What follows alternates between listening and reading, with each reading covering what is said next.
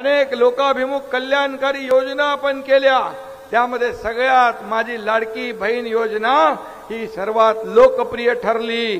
आणि म्हणून लाडक्या बहिणींना मी एकच सांगू इच्छितो, तेव्हाही विरोध केला, आताही अफवा पसरवतात की लाडकी बहीण योजनेचं खरं नाही। पण मी आपल्याला सांगतो, आपला भाऊ एकनाथ शिंदे आपल्याला शब्द देतोय, लाडकी बहीण योजना कधीही बंद होणार नाही। आणि म्हणून फक्त या योजनेपुरता आपल्याला मर्यादित ठेवणार नाही, तर माझ्या लाडक्या बहिणींना स्वतःच्या पायावर उभं करण्यासाठी आर्थिक ताकद दिली जाईल। आज बचत गटाच्या माध्यमातून ग्रामीण भागामध्ये फंड मिळतो, परंतु शहरी भागात मिळत नाही। त्या ठिकाणी देखील जो रिव्हॉल्विंग फंड आहे तो देण्याचा निर्णय देखील नगर विकास विभागाच्या माध्यमातून घेतला जाईल, जेणेकरून माझ्या लाडक्या बहिणी आपल्या कुटुंबाला आधार देतील। मला आठवतंय, हा इतिहास आहे, पहिल्यांदा आपण या लाडक्या बहिणींच्या खात्यात पैसे जमा केले। महाराष्ट्राच्या इतिहासामध्ये पहिल्यांदा आपण हा निर्णय घेतला, याची नोंद सुवर्णाक्षराने झाल्याशिवाय राहणार नाही। मी आपल्याला सांगतो, मी देखील हा लाडका भाऊ आपला एक सर्वसामान्य कुटुंबातून आलाय, एक शेतकरी कुटुंबातून आलेला आहे। मला गरिबीची जाण आहे आणि त्यावेळच्या माझ्या आईची पण तगमग पाहिली, तिची काटकसर मी पाहिली। आणि म्हणून मी मुख्यमंत्री झाल्या ठरवलं की माझ्या माता भगिनींच्या जीवनामध्ये काय बदल घडवायचा असेल, काहीतरी निर्णय ऐतिहासिक मोठा घ्यावा लागेल। आणि मग त्यातून लाडकी बहीण जन्माला आली योजना। आणि मी आपल्याला सांगतो, आज काही लाडक्या बहिणी एकत्र येऊन गट बनवून, बचत गट बनवून, क्रेडिट सोसायटी बनवून छोटा मोठा व्यवसाय करू लागल्या, व्यापार करू लागल्या। काही लोक आपल्या घरातलं काम करू लागले, काही आपल्या कुटुंबाला ते पैसे वापरू लागले। स्वतःच्या सहीने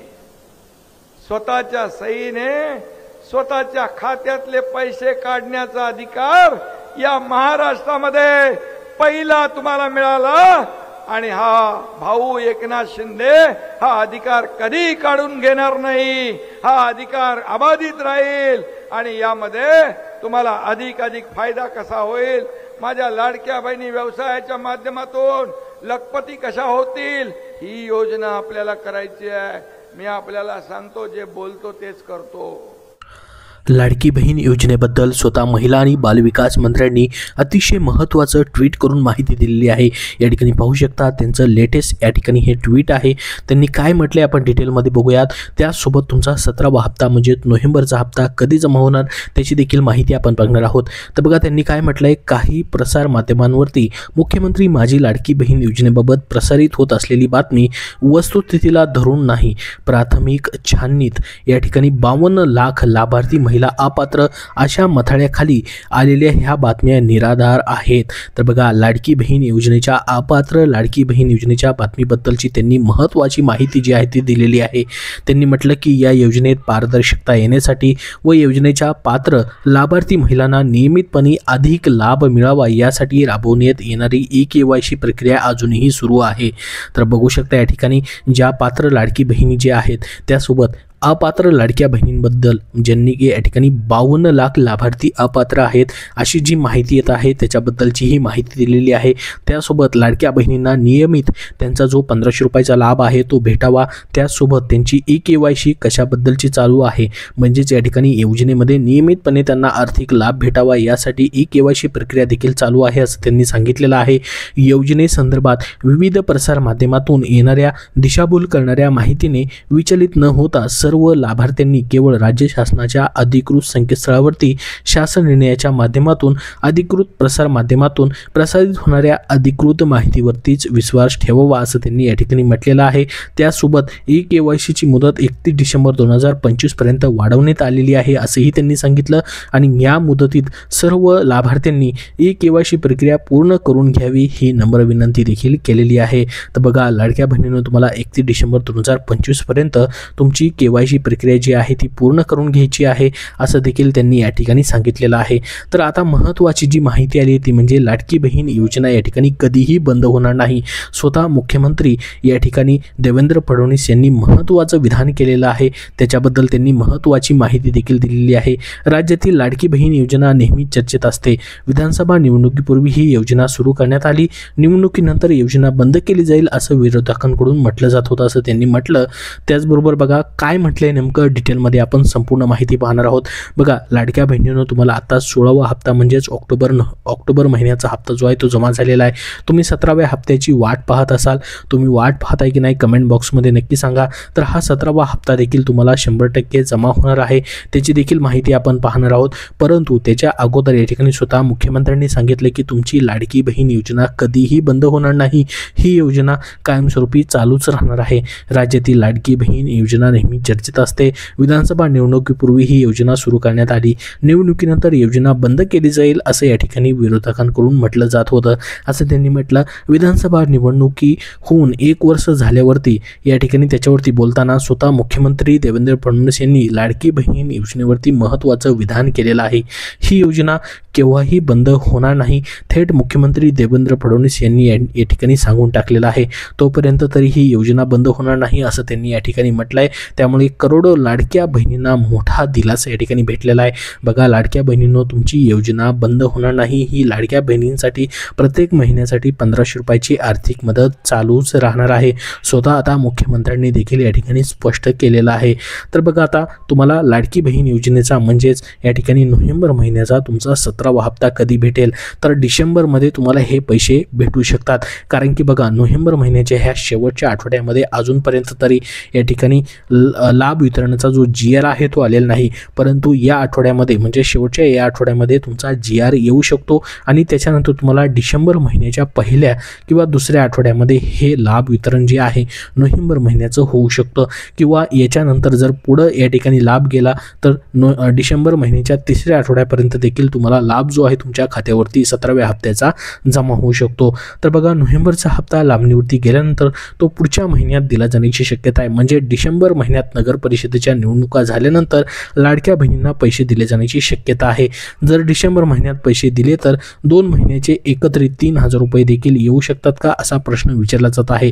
याबाबत मात्र कुठलीही अधिकृत माहिती अजून समोर आलेली नाही. त्याआधी लाडकी बहीण योजनेच्या सर्व लाभार्थ्यांना मात्र KYC करणं गरजेचं आहे. तुमची KYC झाली की नाही सर्वांनी कमेंट बॉक्समध्ये हो म्हणून नक्की सांगा. तुम्हाला सक्सेसफुल SMS आलाय की नाही KYC झाल्याचा तेही नक्की सांगा.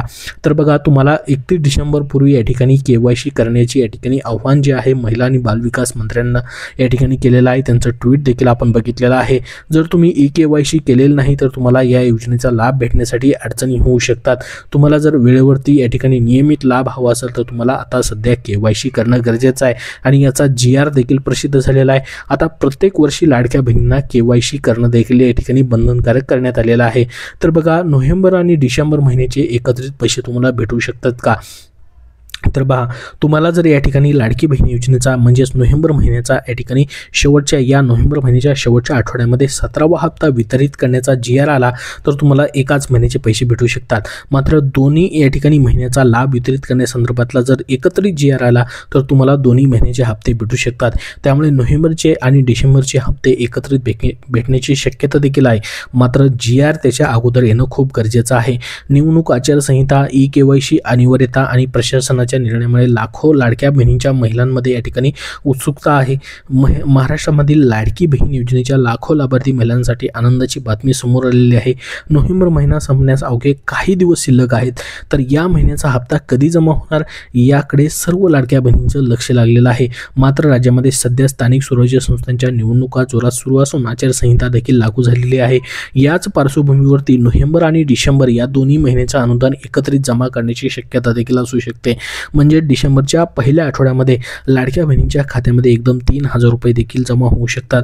जर असा निर्णय झाला तर नाही झाला तर या ठिकाणी तुम्हाला फक्त 17व्या हप्त्याचेच पैसे या ठिकाणी म्हणजेच 1500 रुपये देखील एकत्रित न जमा होता फक्त 1500 रुपये म्हणजे डिसेंबर महिन्याचे न जमा होता नोव्हेंबरचेच फक्त 17व्या हप्त्याचे देखील एकाच वेळेस पैसे जमा होऊ शकतात. आणि जर निर्णय घेतला तर तुम्हाला एकत्रित 3000 रुपये देखील मग जमा होण्याची शक्यता असू शकते. ते म्हणजेच तुमचे नोव्हेंबरचे आणि डिसेंबरचे दोन्ही महिन्याचे एकत्रित हप्ते. तर दोन्ही महिन्याचे पैसे एकत्रित देण्याचा विचार होऊ शकतो का? सध्या तरी याबाबत कुठलीही अजून अधिकृत आदेश जे आहेत ते जारी करण्यात आले नाहीत. परंतु सूत्राच्या माहितीनुसार नगर परिषद व नगरपंचायत निवडणुकापूर्वी म्हणजे 2 आणि 3 डिसेंबर निदान नोव्हेंबर महिन्याचे 1500 रुपये तरी नक्की तुमचे जमा केले जाऊ शकतात. निवडणूक आचारसंहितामुळे डिसेंबरचा हप्ता पुढे ढकलला जाऊ शकतो. तर बघा, आपण जर बघितलं मागच्या 5 ते 6 या ठिकाणी इन्स्टॉलमेंट जे आहे तुम्हाला त्या महिन्यामध्ये जमा न होता पुढच्या महिन्याच्या पहिल्या किंवा दुसऱ्या आठवड्यामध्ये जमा होताना दिसतात. तसंच या ठिकाणी तुम्हाला नोव्हेंबरचा हप्ता जो आहे तो मग डिसेंबरच्या या ठिकाणी दुसऱ्या किंवा तिसऱ्या आठवड्यात येऊ शकतो. जरी या ठिकाणी तुम्हाला दोन्ही हप्ते एकत्रित येऊ शकतात, त्याबद्दलचा जर जी आर आला म्हणजे दोन्ही हप्त्याच्या निधीच्या वितरणाचा एकत्रित जी आर आला तर त्याबद्दलची तुम्हाला नक्की माहिती दिली जाईल. परंतु सध्या तरी अजून या ठिकाणी नोव्हेंबरचा जी आर प्रसिद्ध झालेला नाही. त्याच्यामुळे मग डिसेंबरचे आणि नोव्हेंबरचे एकत्रित हप्ते येऊ शकतात का, त्याच्याबद्दलची अजून कुठलीही अधिकृत माहिती जी आहे ती समोर आलेली नाही. जर त्याबद्दलची माहिती आली तर तुमच्यापर्यंत नक्की शेअर केली जाईल. परंतु तुम्हाला प्रत्येक महिन्याचा नियमित हप्ता जो आहे या ठिकाणी भेटत राहणार आहे पात्र लाडक्या बहिणींसाठी. आणि तुमची KYC सध्या तुम्हाला पूर्ण करणं मात्र बंधनकारक आहे. लाडकी बहीण योजनेचा लाभ घेण्यासाठी आता महिलांना KYC बंधनकारक करण्यात आलेली आहे. ज्या महिलांनी अद्याप KYC प्रक्रिया पूर्ण केलेली नाही त्यांनी या ठिकाणी नियमित हप्ते भेटण्यासाठी म्हणजे नियमित तुमचा इन्स्टॉलमेंट भेटण्यासाठी ही प्रक्रिया पूर्ण करणं गरजेचं आहे. आणि 31 डिसेंबर 2025 पर्यंत याची मुदत वाढ या ठिकाणी सध्या देण्यात आलेली आहे. तर संपूर्ण माहिती आपण बघितलेली आहे. सध्या तरी तुम्हाला नोव्हेंबर महिन्याचा म्हणजे 17वा हप्ता तुम्हाला डिसेंबर महिन्याच्या या ठिकाणी पहिल्या, दुसऱ्या किंवा तिसऱ्या आठवड्यात भेटू शकतो. तर एकत्रित हप्ता दिला तर तुम्हाला डिसेंबरचा या ठिकाणी आणि 17वा हप्ता म्हणजेच नोव्हेंबरचा हप्ता एकत्रित जर तुम्हाला दिला तर 3000 रुपये देखील या ठिकाणी जमा होऊ शकतात. मात्र अजून देखील या ठिकाणी कुठलाही GR जो आहे निधी वितरणाचा प्रसिद्ध झालेला नाही. जशी त्याबद्दलची अधिकृत अपडेट येईल तशी तुमच्यापर्यंत नक्की शेअर केली जाईल. सध्या या व्हिडिओमध्ये एवढीच महत्त्वाची माहिती. तुमचे अजून काय प्रश्न असतील तर कमेंट बॉक्समध्ये कमेंट करून नक्की विचारा. हा व्हिडिओ नक्की लाईक करा व पुढील सर्व अपडेट पाहण्यासाठी आपला चॅनल सबस्क्राईब करून ठेवा. धन्यवाद.